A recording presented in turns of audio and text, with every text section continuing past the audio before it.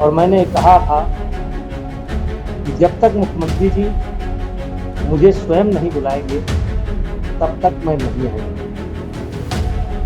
अब मुख्यमंत्री जी ने मिलने की इच्छा व्यक्त की। जब मेरे बच्चे जाते थे वो मेरा हालचाल पूछते थे, लेकिन मैं नहीं जाता।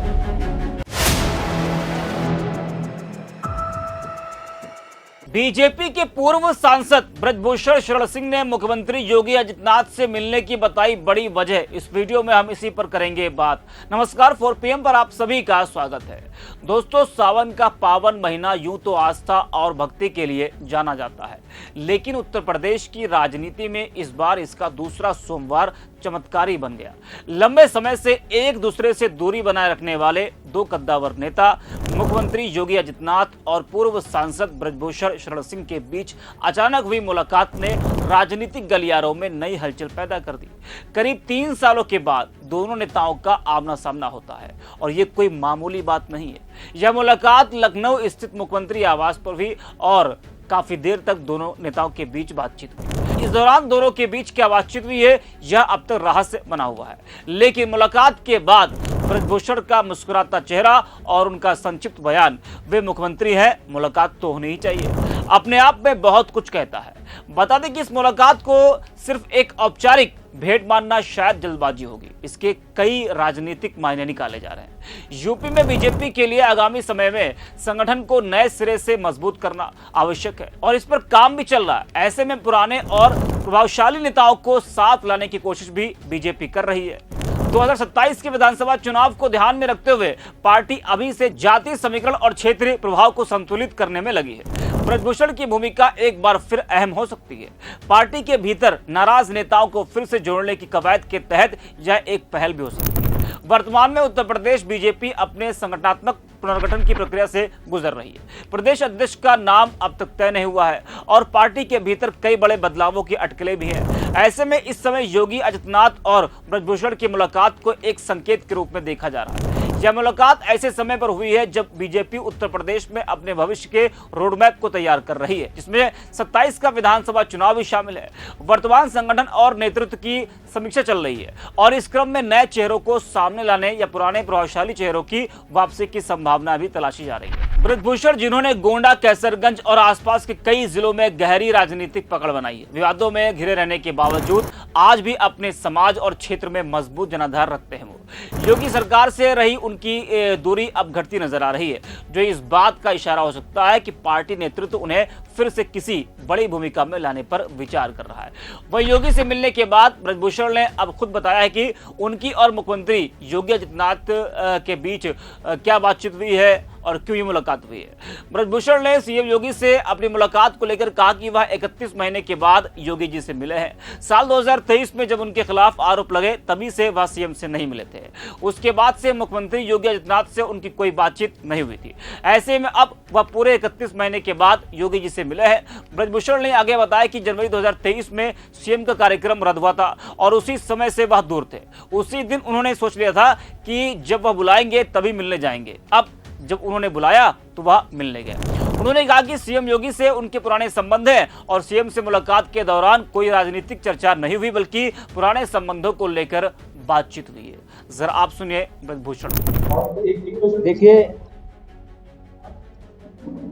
कल मैं मुख्यमंत्री जी से मिला और 31 महीने बाद मिला।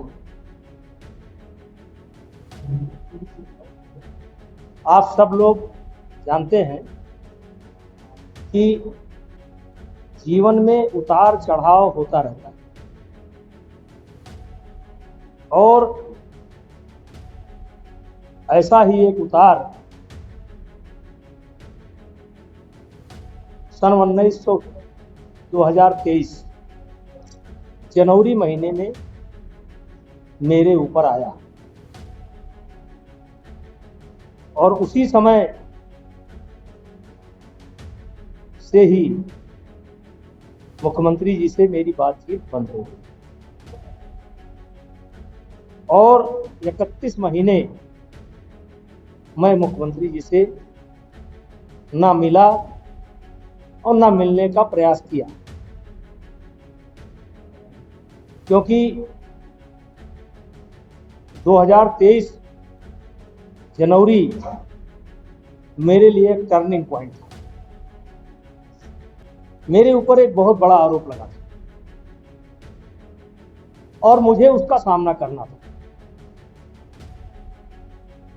और मैंने दिनकर जी की एक कविता कभी पढ़ी थी, पढ़ता रहता हूं कि सच है विपत्ति जब आती है, कायर को ही दहलाती है, सूरमा नहीं विचलित होते, पल एक नहीं धीरज खोते, संकट का चरण न गहते हैं, जो आ पड़ता सब सहते हैं। उसी दिन मैंने ये निश्चय कर लिया था, ये लड़ाई मेरी है और इस लड़ाई को स्वयं मुझे लड़ना है। और इसलिए ना मैं मुख्यमंत्री जी से मिला और ना मैंने मिलने का प्रयास किया। जनवरी महीने में ही कुछ ऐसी घटना घटती है कि मुख्यमंत्री जी का कार्यक्रम लगा हुआ था, अपरिहार्य कारणों से उनका कार्यक्रम निरस्त हो गया। उसी समय मेरी एक अधिकारी से बात होती है और मैंने कहा था कि जब तक मुख्यमंत्री जी मुझे स्वयं नहीं बुलाएंगे तब तक मैं नहीं आऊंगा। अब मुख्यमंत्री जी ने मिलने की इच्छा व्यक्त की। जब मेरे बच्चे जाते थे वो मेरा हालचाल पूछते थे, लेकिन मैं नहीं जाता। और उनका संदेश मुझे प्राप्त हुआ मेरे बच्चों के द्वारा भी, ऑब्वियसली भी। और मैंने पहले ही कहा था कि जब भी वो बुलाएंगे तब हम आएंगे, और अगर नहीं बुलाएंगे तो नहीं आएंगे। और मुख्यमंत्री जी से हमारे 56 वर्ष के संबंध। वैसे तो गोरखनाथ मंदिर पर मैं विद्यार्थी जीवन से ही आता जाता था, लेकिन आदरणीय स्वर्गीय अवैधनाथ महाराज जी का सानिध्य हम लोगों को राम जन्मभूमि आंदोलन के दौरान अयोध्या में उनका स्नेह हमको प्राप्त हुआ और पुत्रवत स्नेह करते थे। कई बार ये बातें आ चुकी है।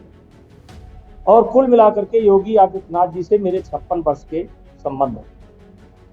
हम उनके साथ खेले हैं, वो हमारे साथ खेले हैं, हंसी भी हुआ है, मजाक भी हुआ है। और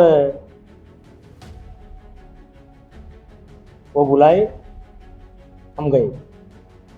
वो प्रदेश के मुख्यमंत्री हैं, हमारे भी शुभचिंतक हैं। हाँ, ये सत्य है कि 31 महीने मैंने उनसे मुलाकात नहीं की, लेकिन जब उन्होंने मुझे बुलाया मैं गया। इस पर किसी को आपत्ति होने की जरूरत नहीं। लेकिन जैसे कि 56 वर्ष आपने बताया कि काफी वक्त मुख्यमंत्री के आवास पर आपने बिताए, तो क्या कुछ देर के बातें हुई कुछ 56 वर्ष से? देखिए, एक तो उनसे कोई पॉलिटिकल चर्चा नहीं हुई, मुख्यमंत्री जी से कोई पॉलिटिकल चर्चा नहीं हुई, केवल पुरानी बातें, पुराने संबंध हम महसूस कर रहे थे और वो महसूस कर रहे थे। कोई किसी के बारे में कोई चर्चा नहीं हुई, कोई पॉलिटिकल चर्चा नहीं हुई।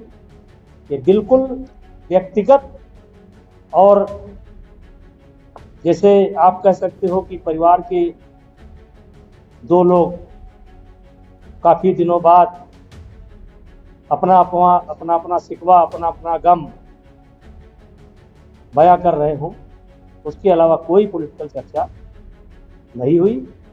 और हमारी मुलाकात बहुत अच्छी रही, मुझको भी बहुत अच्छा लगा और मुख्यमंत्री जी को भी बहुत अच्छा लगा। अच्छा नेता जी, मंच पे आपने कुछ लोगों को यहाँ एक बड़ी कथा है, तो उसमें कुछ लोगों को आपने बुलाया कि अगर राहुल गांधी भी आ जाए तो भी उनको भी न्योता दिया गया। देखिए, सबको बुलाया।